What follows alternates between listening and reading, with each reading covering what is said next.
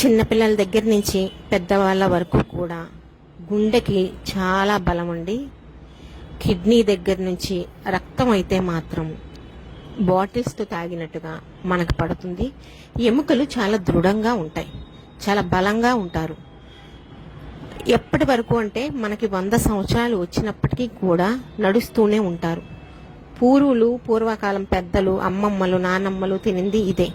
అది ఎలా తయారు చేసుకోవాలో నేను చెప్తాను, తయారు చేసుకోండి. దానికోసం ముందుగా మినుములు తీసుకోండి. మినుములు లోపల మట్టిగడ్డలు ఉంటాయండి, ఏరండి. అవి ఉంటే బాగోదు. మినుములు నల్లగా ఉంటాయి, మట్టిగడ్డలు నల్లగా ఉంటాయి కాబట్టి కొద్దిగా జాగ్రత్తగా ఏరుకోండి. ఏరిన తర్వాత 1-2 సార్లు మంచినీళ్ళు పోసి కడగండి, మురికి ఉంటుంది. ఈ రెసిపీ కోసం మనం నూనె వాడము, కారము వాడము.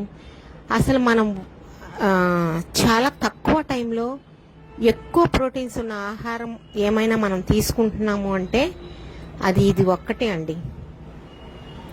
దానికోసమే మనం అసలు కారం అన్నది వాడడం, ఇందులో నూనె అన్నది వాడడం, అవి చాలా డేంజర్ అంటూ ఉంటారు కదా.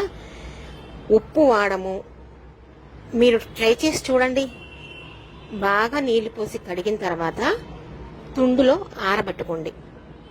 అంటే పొడిగా ఉన్న ఒక క్లాత్ తీసుకొని తడివి కాసేపు అలా మనం అటు ఇటు కుదుపుతూ ఉంటే ఆ తడికి పీల్చుకుంటుంది తుండు, నీళ్ళు ఇంకిపోతాయి. నీళ్ళు ఇంకిపోవాలండి. మనకి ముందుగానే మనం కడిగిన తర్వాతనే మనం రెసిపీ తయారు చేసుకోవాలి, అందుకనే కడుగుతున్నాము.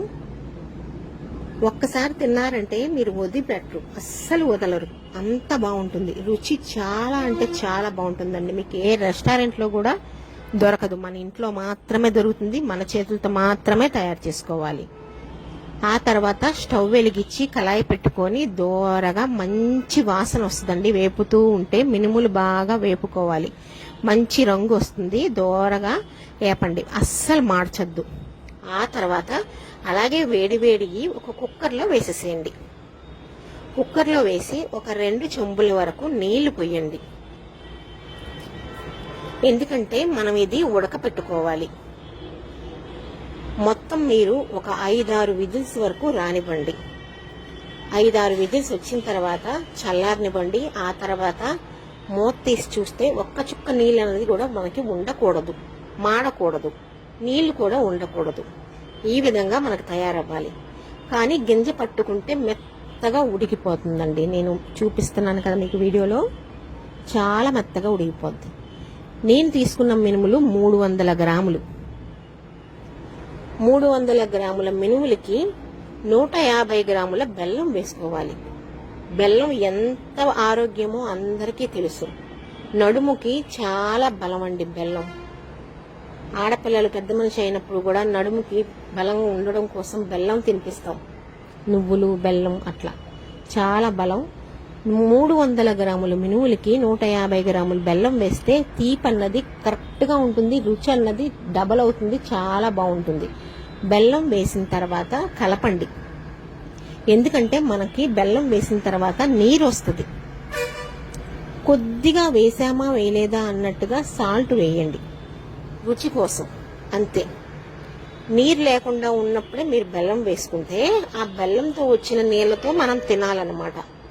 అందుకని బెల్లం వేసి కలపండి. కలిపి ఒక 20 నిమిషాలు మళ్ళీ కుక్కర్ మూత ఊరికే పక్కకు పెట్టేసి అలా వదిలేసేయండి. స్టవ్ మీద కాడదని పెట్టేది పక్కన పెట్టండి.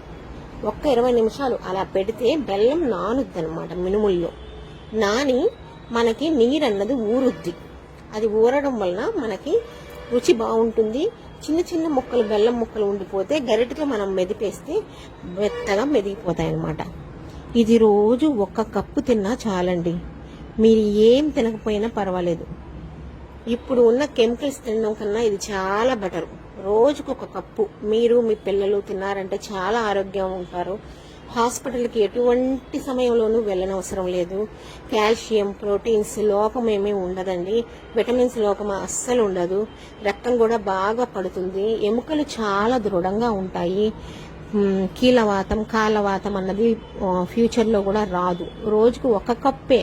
మనకి కాస్ట్ కూడా మినుములు చాలా తక్కువ అండి.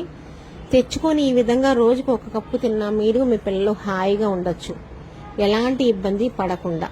మీకు నచ్చితే అందరికీ షేర్ కూడా చేయండి, చాలా మందికి ఉపయోగపడుతుంది. అలాగే మీ రిలేటివ్స్ కూడా షేర్ చేయండి, ఇబ్బంది పడుతూ ఉంటే ఆరోగ్యంగా ఉంటారు. నచ్చితే లైక్ కూడా చేయండి, చాలా మందికి